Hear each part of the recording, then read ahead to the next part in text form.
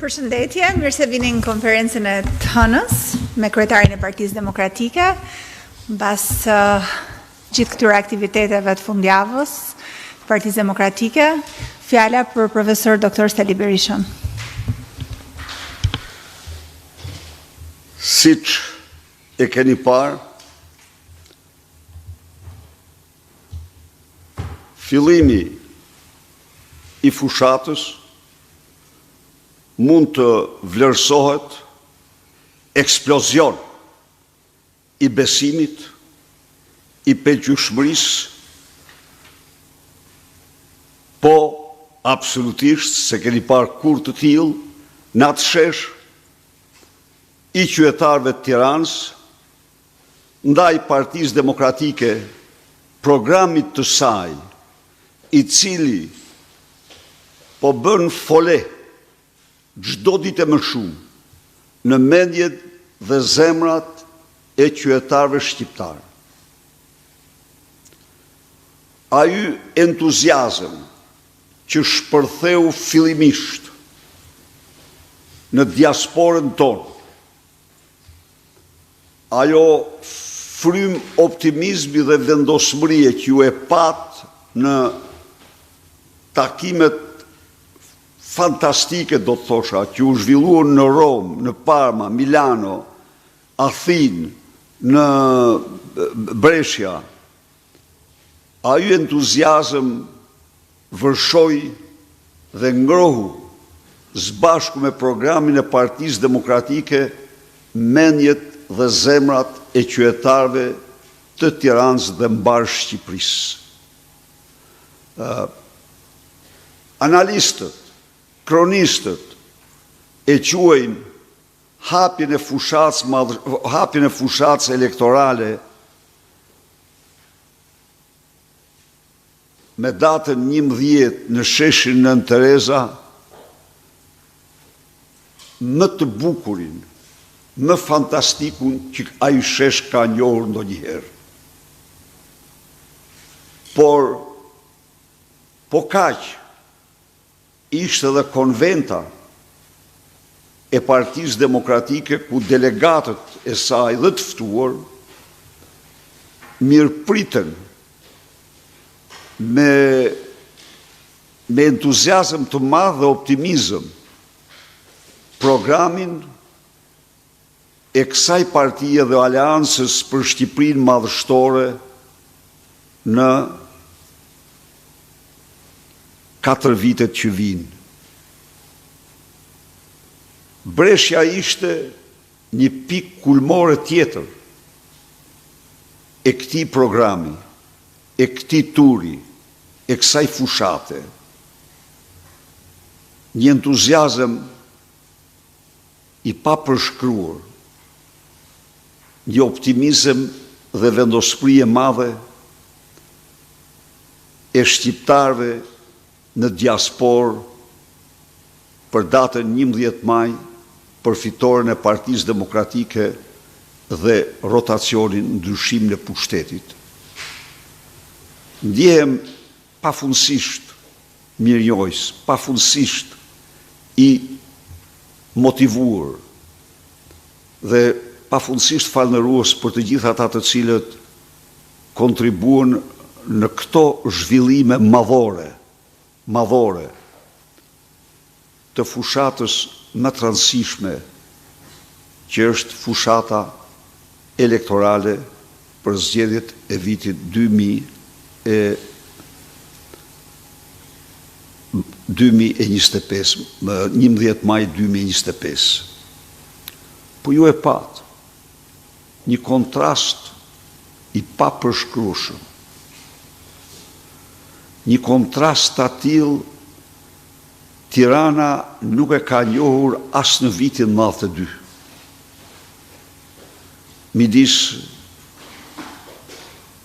Midis hapjes së Partisë Demokratike dhe asaj ceremonie qesharako parodike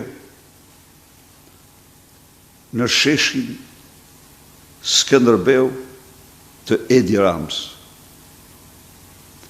ju e patë. Në bulevardin e ri me 10 autobus, dëshmi e pa kontestueshme braktisjes së plot të Edi Rams nga socialistët dhe qytetarët Tiranës mbështetës të kësaj partie. Nuk kishte ndodhur ndonjëherë. Mitingu që ai organizoi, mitingu gjysmëmortor që organizoi për Erjol Velin në sheshin e kryeqytetit, kishte të paktën 30% më shumë pjesëmarrës se sa fushata, në të cilën ai paraqiti vetëm një mashtrim të radhës, pasaportën e europiane të Edi Rams, në të cilën janë të shtamposura portretet e Taulant Ballës, portretet e Ilir Beqës, Lubi Ballukut, Damjan Gjiknurit, Çyrbes, Lefter Koks, Bllakos, Erjol Velis, e shumë të tjerëve. Pra, kur ndonjëherë nuk ka ndodhur një dallim si nata me ditën midis dy kampeve, siç ndodhi kësaj here. Edi Rama ka 2 muaj që përçmon shqiptarët, duke mos paraqitur ndaj tyre asnjë alternativë, duke u përpjekur që hapësirën mediatike, komunikimin me qytetarët në vend se tjetë për programet, ta shtrojë në një parodi për të qeshur merret me bretkoca, me zhaba, me musteqet, i ka ngel merak shumë ato musteqet e Kujtim Gjuzit, ajo është tjetër punë, është apar, nuk hymë me analizu këtu se nuk na shkon ai punë. Pra me musteqet e Gjuzit, po me idilin me Braven. Pra, a janë këto shqetësimet e qytetarëve shqiptarë? Me thoni mua. A janë këto shqetësimet? Nuk mund të jenë këto shqetësimet e qytetarëve shqiptarë. Unë mendoj se qytetarët shqiptarë kanë probleme tjera madhore, po pse Edi Rama nuk hyn te këto? Po Edi Rama nuk hyn te këto se është shkaku i tyre. Është shkaku kryesor i gjitha problemeve që me vështirësive të mëdha me të cilat përballen shqiptarët. I largimit tyre nga Shqipëria, nga shpunësimi, i rrogave të ulta i varfrisë dhe mjerimit, i vjedhjes gjerë tek ilaçet. Pra, unë shiko, po vija tani, të them të vërtetën Mohan, sot unë kisha një takim në ndër të dhimbshmit që mbaj mend. Takova përfaqësuesit e shoqatave të personave me aftësi ndryshe. Ju nuk mund të imagjinoni, dhe ftoj çdo njeri që ti ndjek diskutimet e tyre për të kuptuar në Facebookun tim, se mediat i censuroj, mediat e mëdha nuk e japin kurrë ato, po për të kuptuar se cilat janë hallet e pa imagjinueshme të këtyre njerëzve, se si për këta njerëz koha jo ka ndaluar në vitin 2013, po është kthyer mbrapsht 10 vite tjera, u janë hequr një pjesë e mirë edhe të atyre, të ati kuadrë që, nuk them se i brisht, ishte i kuadrë i brisht, ishte fillestar, që u vendos për ta për trajtimin e tyre. Atyre nafta u është zbritur 6 herë krahasim me atë që kanë patur. Atyre trajtimi personave kujdestaris u është zbritur 5 herë shuma që paguan, nga 100.000 në 20.000. Me fjalë, atyre u vjen tani taksa, s'kishin as i taks për para për të ardhurat. Tani një lloj si të gjithë të tjerë. Ata paguajnë në mënyrë të pa imagjinueshme. Dogana 140% të çmimit me të cilën blejnë gjërat më të domosdoshme jetike pas operacioneve të ndryshme që kanë bërë, nuk mund të ketë një politikë më të pamëshirë se kjo. Po këto, prandaj Edi Rama përpiqet t'i mbuloj me zhaba, me hardhuca, me zhapi, me tjerë, dhe nuk zbret, nuk flet asnjë fjalë për hallet e qytetarëve. Prandaj ka bllokuar studio televizive, nuk del në debate as vetë, as me përfaqësuesit e tij. Prandaj ai po bën i ditur duke parë se e kanë braktisur, se ai ishte një braktisje poshtruese ajo që i ndodhi atij në ai mbeti aty, çfarë mbeti aty? Mbetën vetëm vallja e lubis dhe lubive të tjera me aksesore që zbriste minimumi 1.200 euro me vogla dhe shkon të 30-40.000 euro të tjerat. Po nuk është koha të tregohet luks të varfëve, nuk sfidohen të varfrit me luks. Do të kuptojmë të gjë, njeriu mund të ketë pasione, po të varfrit, po i sfidove me luks të varfrit, atër të regon se je shumë e pa shpirt, apo i pa shpirt. Mirë po, një loj. Rama ven merë orën 600.000, 500.000 euro me diamante, e ato pastaj. Vazhdojnë dhe hanë darda si Rama.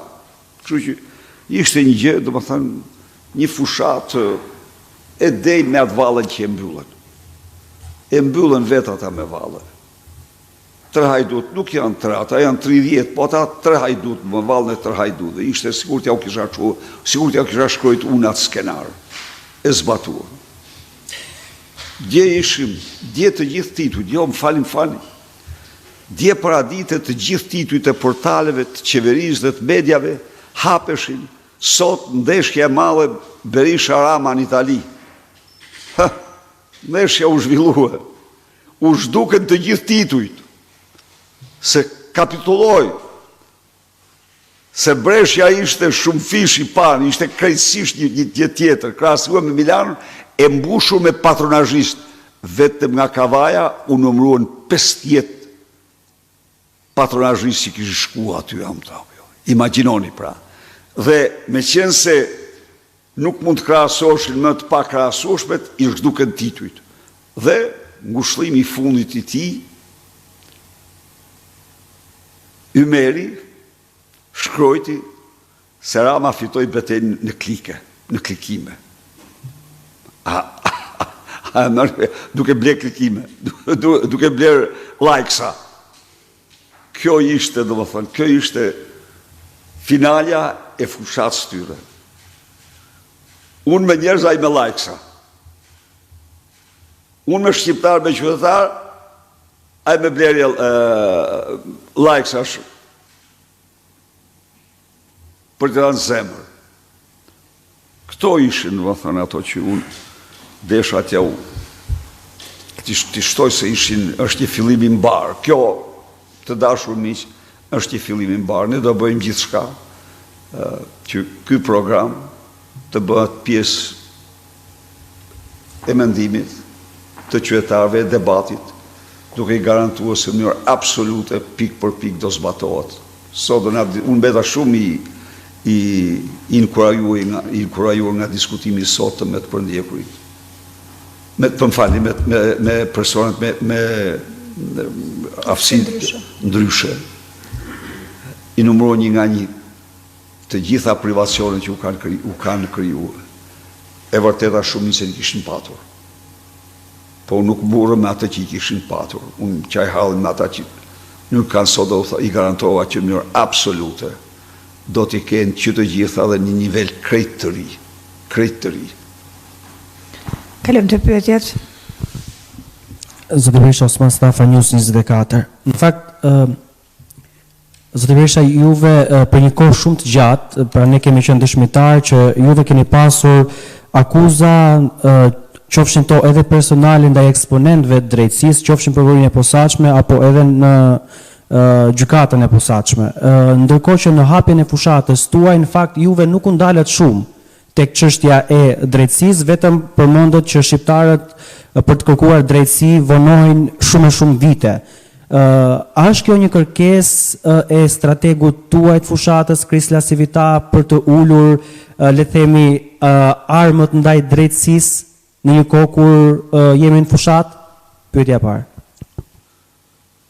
Së pari ju garantoj se strategu i fushatës është i kundërshtar i vendosur i palkundur i politizimit të drejtësisë, apo siç e quajnë amerikanët, weaponizimit të saj. Dhe sa e ka të qartë si drita e diellit, se në rast se ka dy vende në botë ku drejtësia u politizue në mënyrë ekstreme, weaponizue, janë Shtetet e Bashkuara dhe Shqipëria. Por vim tani këtu. E thatë shumë e drejtë. Problemi më themelor dhe që ne s'duhet pajtohemi kur është humbja e të drejtës nga qytetarët shqiptar për të patur një proces gjyqësor të duhur, kështu quhet procesi gjyqësor. Procesi gjyqësor i duhur kërkon detyrimisht dhënien e vendimit brenda një kohe të pranueshme. Sot shqiptarët e vërtetuar duhet presin 15 vite për të marrë një vendim përfundimtar të një procesi gjyqësor. Më fal, vetëm një gjë. Ju kam raportuar, ju kam përmend këtu disa herë 150.000 dosjet. Jo. Duket se janë shumë më tepër. Sepse një statistikë e fundit, e cila sjell dhe dosjet e gjykatave të faktit, në të cilat janë të depozituara 130.000 dosje vetëm në gjykatat e faktit, atëherë e çon numrin e dosjeve në 230.000 dosje. Marrim këtë moment. 2.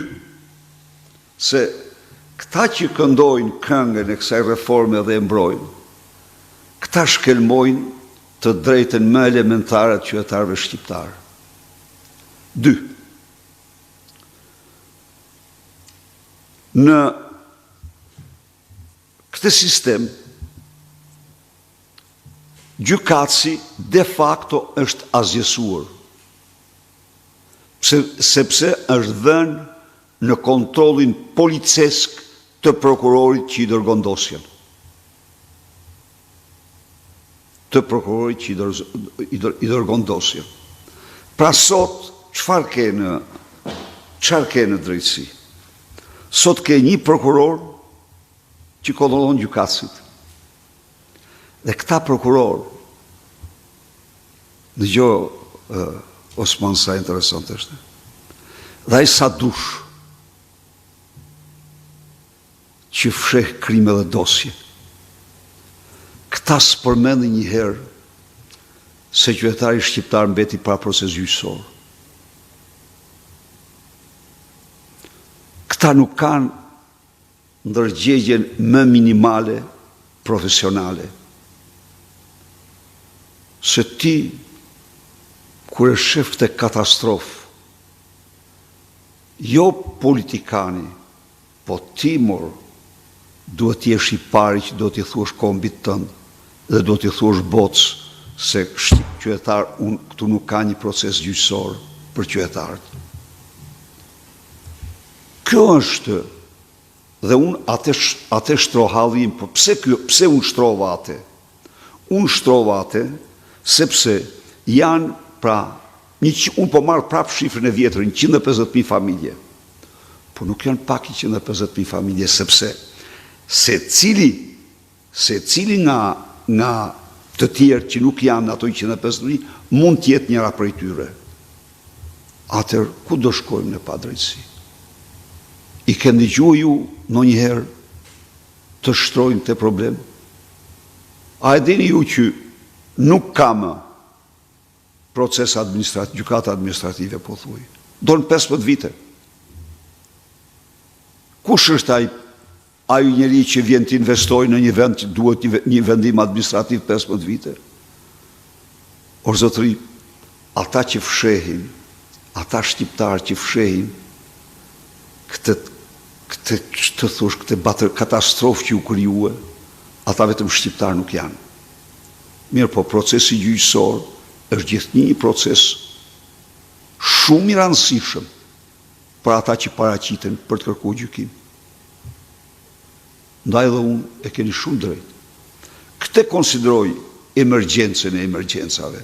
Kurse ka politizimin e saj është i faktuar. E kemi faktuar me 3 rezoluta. Politizimi i saj pati jo rastisht, s'ka rastima. 2 ndigjesa javën që kaloi s'ka ndodhur kurrë në historinë e Shqipërisë. Kurrë. Njëra në Këshillin e Europës, unë me 2 grupe parlamentare kryesore, ku paraqita të gjitha aspektet antidemokratike të sistemit të sotëm të drejtësisë. Përveç tjera, ku paraqitën hearingu përveç këtij, u bë dhe hearingu në një vendim i jashtëzakonshëm, është se nuk bëhet hearingu në këtë kohë që u bë. Ka një kod ata aty. Por duke pas Edi Rama, pse bën hearingun ata? A e dini pse bën? Nuk bëj, ja u them unë ju. Normalisht ai nuk bëj. Pse është ndërhyr, Edi Rama thotë më ndërhyt. Po e bën. Pse? Sepse e pan që ai s'ka adresuar asnjë nga rekomandimet themelore të OSBE-Odirit të zgjedhjet më parshme. Dhe po t'ja u keni lexuar ju diskutimet, ata i përmendin, u referojnë, se duhet parë në teksti, u referohen atyre raporteve. Ata u informuan se Suelçela ditën natë po zbaton porosinë e Edi Ramës për të zgjedhur deputete një mile. Sara Mile. Dhe se Edi Rama i thot Suelit, kontributi yt do matet me votat që merr Sara. Edhe unë i them Suelit, se në mënyrë absolute do të ndëshkohet në mënyrën më të rëndë për krimin monstruoz elektoral kushtetues po vazhdojnë të mënyrë. Tani i thot Edi ati, prova jote është që të kuptohet se ke kontribue votat e Sars. Po ndurs, Gysi, me Pojen, ky Poja nuk qenë nga Xhevdet Troplini, është nipi i tij pas ka marrë fuqinë e klanit tani aty. Ai qenë ka omnipotenti me Gjushin. Gjushi ditë e natë u rithi i Durrësit dhe i Krimit, nuk rri në shtëpi, rri në takime me Malavitën, për të nxjerrë këtë dhe atë kandidat. Mirë i them ati nipit Troplinve, dasje ka mbjemna, se si ka, nuk ja maj mend tani, s'ka rëndësi, ja gjevën ati, se ja kam diku këtu, po. Vazhdo po deshe, bashkë me Altin Hajrin, por ju garantoj se do keni ndëshkimet më të rënda, se krimi elektoral do shpallet krim me 20 vite dënim. Po, dhe ti mbledhin vetë pastaj sa u bën me krimet tjera, që su dalin 2 jetë po t'i kenë për burg. Po Bajrët i transferoi Ulëziu në Reç. Shkoni e keni në Reç. Se kërkoj Safeti i tha, tani unë nuk i kam duart e lira këtu te 313, se këtu regjistrohet e bëhet çdo gjë, do më çoni në Reç që të punoj. Dhe nga Reçi, ai me 2-3 telefona që ka marrë, çan telefonat, kërcënon biznismen e tjerë më radhë. Pra, të gjitha këto e bindën Parlamentin Evropian, Komisionin më të rëndësishëm të këtij parlamenti për të bërë një hearing në fushat elektorale, prak fushat elektorale. Dhe aty kanë dalë të gjitha këto. Dhe u thomu këtyre kriminelve që marrin pjesë, që zbatojnë urdhat e Dirams, vetëm hëna mund të mbetet për ju, se mbi tokë vend nuk keni, se po bëjmë kriminal ndërkombëtar elektoral. Dhe emrat e tyre po shkojnë kudo. O të më sjellin shtisarën, thot në parlament, ose do shkosh në burg. Dhe ai rrin tani, terrorizon njerëz, më shpëtoni mua, votoni për Sarën. Shumë e vërtet. Dori këtu e kam mesazhin. Shumë të saktë. Ndaj dhe Europa reagoi. Reagoi fuqishëm. Reagoi që s'ka rrezuar, nuk ka rreguar kur. Nuk e la hearing për mas zgjedhjeve. Jo, nuk e la për mas, normalisht mas zgjedhjeve. Bënte hearing dhe ja numëronte pasaj. Jo, i thë, përpara njerë, mos luaj me nema, mos luaj me zgjedhjet. Kurse aty në Këshillin e Europës, unë ju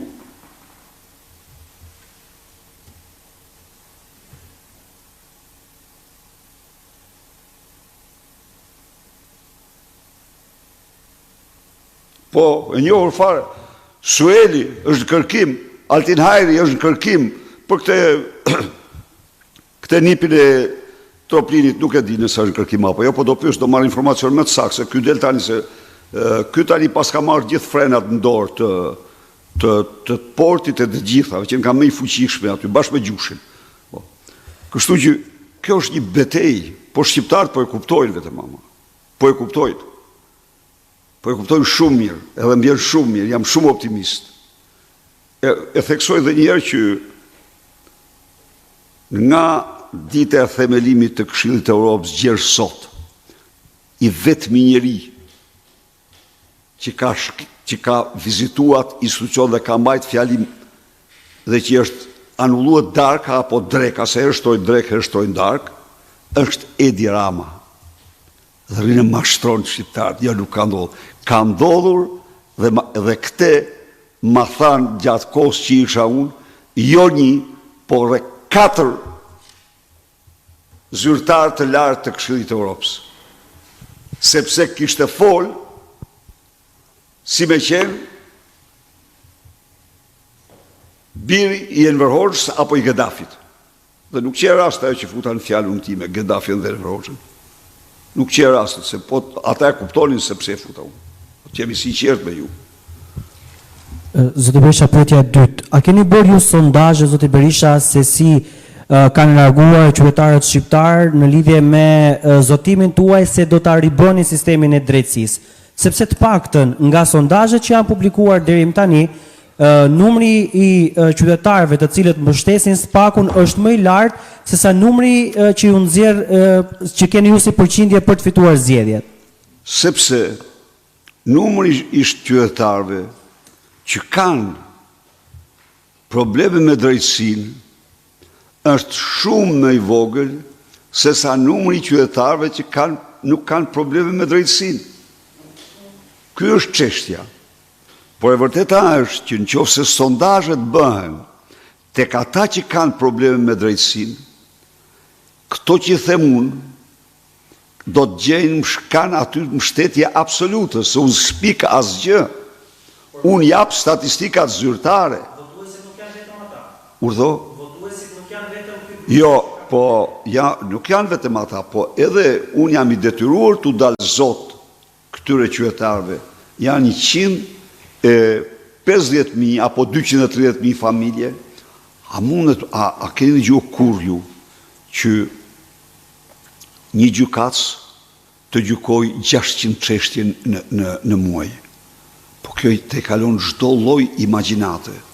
Kjo është bërë kryesisht inekzistente. Ndaj dhe unë kam një muaj kam dialog me qytetarët. Unë do ja shpjegoj. Unë do luftoj dhe për ata që janë në burg. Sa janë ata? Jo, ma ata janë gjithsejt 5.000. Por ama zotëri, 1/3 e atyre janë pa asnjë akuzë, janë të pafajshëm në çdo kushtetut. 1/3 e atyre. Të tjerë prap janë para burgim. E kanë akuzën, po si çojnë gjykatë se s'ka kush i gjykoj. Pse janë ata, më fali minut, pse janë ata të burgosur, pse kanë kryer krima ata, duhet heshtun për drejtat e tyre? Jo, nuk hesht për drejtat e tyre. Jo. Se pastaj të drejtat bëhen për shesh, marrin fund.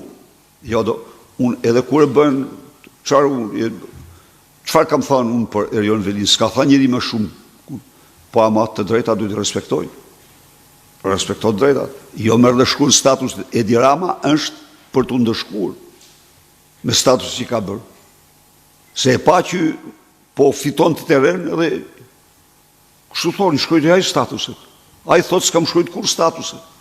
Po kur shkrujtë atërë? Kur shkrujtë statusi që sulmoj prokuroria, Sali Berisha tjetër më? Redaktori është Edi Rama, e njohur e punë. Po, kështu që nuk është çështje, pra është çështje që e drejtë, unë do ta mbroj këtë çështje. Unë do ta mbroj këtë sepse nuk mund të pranoj unë, nuk ka ku drejtësi që ta kontrolloj prokurori gjykatësin. Mori fund, pastaj ka vetëm prokurori. Ai dëgjon tani, edhe sot. Halli mandatit. O zotëri, nëse ke kryer detyrën ti, prit një minutë. Nëse ke kryer detyrën në zbatim të ligjit, ti s'mund të kesh frikë nga puna jote. Kujt ja thuat atë? Ja ku i ke kolegët e tu, që kanë dhënë dënime me jetë. Jo një, po disa. Dhe i morën nxort një nga sistemi. I nxorë nga sistemi sepse dënuar kryebanditët e qeverisë edhe Partisë Socialiste. Ç'është është kjo të ndrojmë në kushtetutën për pse ka frikë nga puna e tij? Jo, mos të ndron kushtetuta.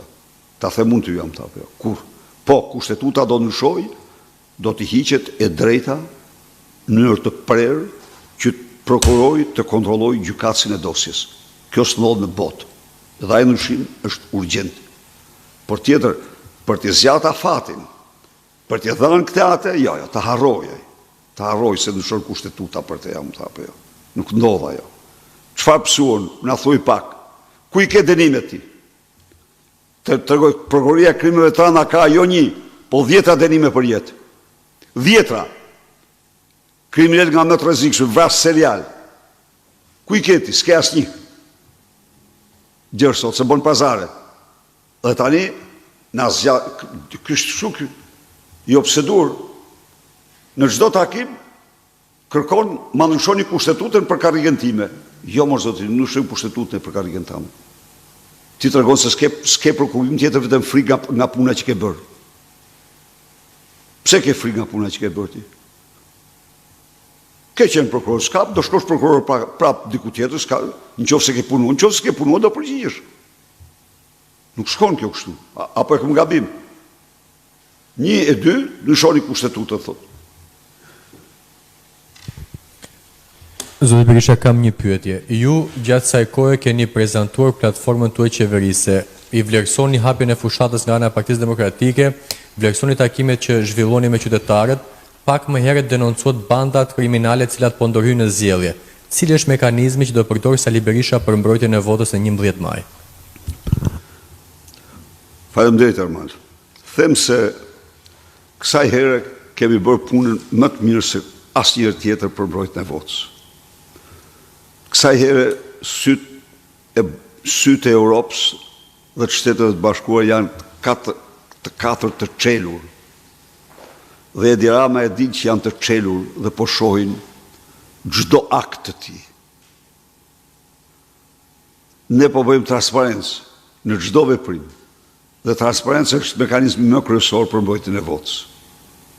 Ju e shihni se si po ndodh. Kështu që po t'jap një dje drejtori i doganave të hipotekës, drejtori i hipotekës të një qarku i thot drejtorit doganave, problem, thot. Pse i thot drejtorit? Kemi problem. Se të gjithë punojësit këtu votojnë Sali Berishën, jo Edi Ramën. E vërtet kjo gjë, është absolute. Të gjithë punojësit këtu së votojnë me Edi Ramën. Nuk ka, po i shterojnë. Kështu që ato përpjekje që bën Sueli për unsarën se do t'ja lecoj, çdo vot Suel të them unë ty dhe Safet dhe çfarë keni emrat, çdo vot që do shkoj te kandidatët e caktuar nga Edi Rama do t'u ndëshkoj ju. Zot Berisha Andon Kello nga BC News, kam dy pyetje. Para, ju në Strasburg denoncuat, më falni, që vota në Shqipëri ka shkuar 100 euro për pensionist. Tani sipas policisë së shtetit, duke cituar policin, është kapur një rast në Lushnjë ku një person i ofronte 500 euro në këmbim të votës dhe dyshohet në emër të Partisë Demokratike. Keni ju një koment për këtë? Po të garantoj mi për mi, kjo është si rasti i Belerit, kjo janë simulime, sepse është e tëra e organizuar nga Vlora Hysenaj dhe Ardi Veliu, kategoria e provokatorve që e din që fluturojnë atje ku e meritojnë pas datës 11 thuja, dhe të garantoj që sa po të mësoj emrin e personit që ka marrë pjesë përjashtohet në mënyrë përfundimtare nga Partia Demokratike, se e përjashtohet si agent i shërbimit informativ kombëtar dhe i policisë kriminale, në qoftë se e ka bërë, në qoftë se është njëri që e ka bërë. Edhe një pyetje të fundit. E morë besoj përgjigjen, pra ai që e ka bërë, unë do ta përjashtoj nga Partia Demokratike si njëri të rekrutuar nga Vlora Hysenaj dhe Ardi Veliu. Ku është ky vazhdon kjo në polici, po, se e kanë si ekspert sigurimit shtetit vjetër. Edhe një pyetje të fundit, Shqipëria sot ulet në konferencën e 4 ndërqeveritare me Bashkimin Evropian. Keni një urim për Shqipërinë? Ky vendim është ky timing është i 4 muajve më parë. Është një skedul e 4 muajve më parë. Por theksoj këtu se për Partinë Demokratike integrimi i Shqipërisë në Bashkimin Evropian është interesi kombëtar, e shpall çështje numër 1 të interesit kombëtar të Shqipërisë. Yllin polar të programit tonë. Në këtë kontekst, në qoftë se ka një forcë politike që ka dëshmuar seriozitet të plot në procesin e integrimit dhe ka arritur çdo objektiv që ka përcaktuar ka arritur, kjo është Partia Demokratike. Sali Berisha nuk i shtrin dhe nuk do t'i shtrit dorën asnjëriut, përveç se do punoj fort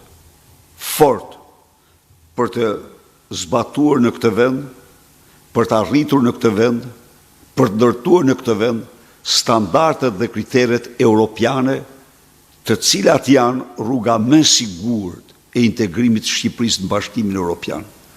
Po u tregoj një shembull, se e kam thënë dhe herë tjera. Diskutonin për vizat. Unë nuk e kërkova kujt kur ta bëj një favor. Kisha vetëm një kërkesë. I kam thënë zonjës Angela Merkel në një summit.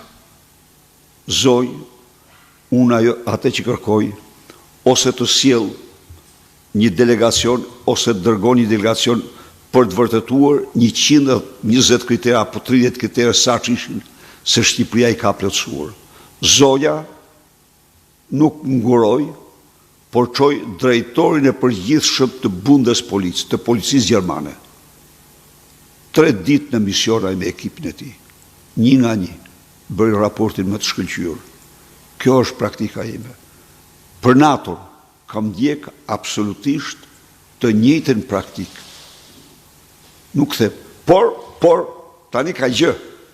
Ka gjë. Gjithë kjo aktivitet antidemokratik i Edi Rams, i Aleksandr Vučić, jo vetëm atyre, po dhe tjerëve, ka bërë që qeveria e Gjermane të dalë me një deklarat me të cilën kthehet procesi i integrimit metët stand-by, në kuptimin që nuk mund të ketë zgjerim tjetër pa reformimin e Bashkimit Evropian. Dhe këtë e kanë në sintoni me qeverinë franceze. Dhe kur këta dy faktorë bëhen bashk, të garantoj që ai mur është i pakalueshëm. Ai kalohet i pakalueshëm në kuptimin e asaj, ai kalohet vetëm duke plotësuar çdo kriter, çdo standard. Dhe të garantoj që atëherë bëhet plotësisht i kalueshëm. Nuk shkohet në Bashkimin Evropian me taulant ballën. Ministër, deputet, a e ke pa deputet?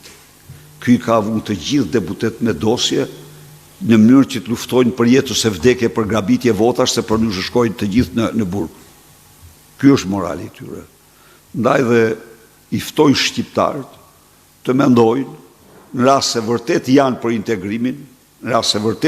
për integrimin, të votojnë forcën politike që ka dhënë prova të pakundërshtueshme se ajo ka integruar Këshillin e Europës, ka firmos marrëveshje stabilizatës asociimit me Bashkimin Evropian, ka liberalizuar vizat, ka marrë rekomandimin nga Komisioni Evropian për statusin e kandidatit, të gjitha këto në 8 vite. Dhe ka antarësuar Shqipërinë NATO, ka marrë ftesën dhe ka antarësuar Shqipërinë NATO. Pra, ata që kanë ADN e integrimit, ata dihet se kush janë. Dhe mos mashtrohen me pasaportën falso të Edi Rams, të cilën sot për sot nuk e pranon askëkush. Shqiptarët kanë vetëm një alternativë për pasaportë europiane, të ikin nga Shqipëria. Kaq është. Faleminderit. Faleminderit shumë.